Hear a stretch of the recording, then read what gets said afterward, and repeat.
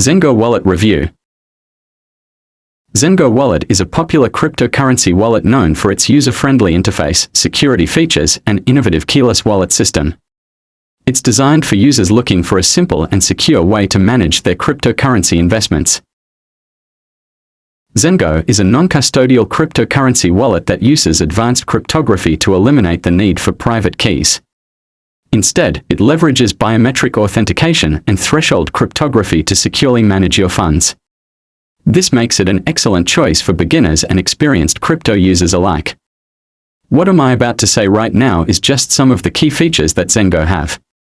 Keyless security. It replaces traditional private keys with biometric security and encrypted recovery files, reducing the risk of losing access to funds. User-friendly design. It's an intuitive interface for buying, selling, storing, and transferring cryptocurrencies. Biometric authentication. It uses facial recognition or fingerprint scanning for secure access. That's just some of the key features that Zengo have. Now let's proceed to the pros and cons. First is the pros. Here's some of the pros that Zengo have. It is highly secure. It eliminates risks associated with losing private keys by using biometric authentication and cryptographic techniques. Next is beginner-friendly.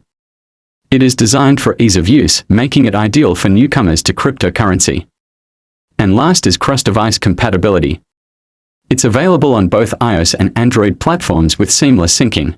Next is the cons. Just remember, I just did 3 each for the pros cons, but without further ado, let's go for the cons.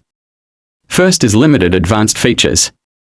It lacks features like advanced UEFI integrations or full NFT management. Next is transaction fees. Fees for trading and withdrawing crypto can be higher compared to some competitors. And last is internet dependency. It requires an internet connection to function, limiting offline access. But that's probably all of it. Hope you knew something new in this video, but that's it. Thank you.